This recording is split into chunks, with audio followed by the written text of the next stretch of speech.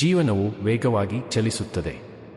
ಎಷ್ಟು ವೇಗವಾಗಿ ಅಂದರೆ ಕೆಲವೊಮ್ಮೆ ನಮಗೆ ಅತ್ಯಂತ ಮುಖ್ಯವಾದ ಕರೆಗಳೇ ತಪ್ಪಿಹೋಗುತ್ತವೆ.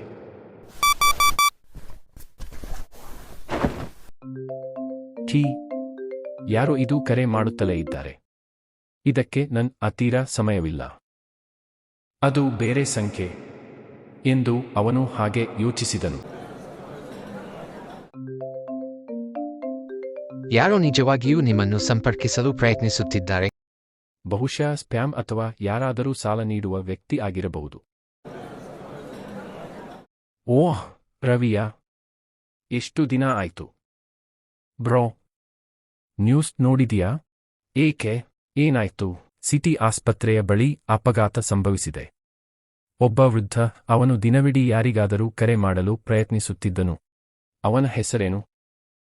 ಅವರ ಹೆಸರು ಪ್ರಕಾಶ್ ರಾವ್.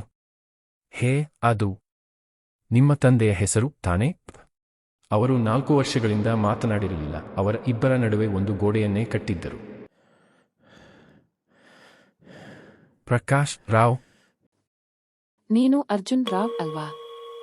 ಅವರು ಸಾಯೋದಿಕ್ಕೆ ಮೊದಲು ನಿಮ್ಮ ಹೆಸರನ್ನು ಹೇಳುತ್ತಲೇ ಇದ್ದರು. ಅವನು ತನ್ನ ಮಗನ ಧ್ವನಿಯನ್ನು ಕೇಳಲು ಬಯಸಿದ್ದ. ಕೊನೆಯ ಬಾರಿ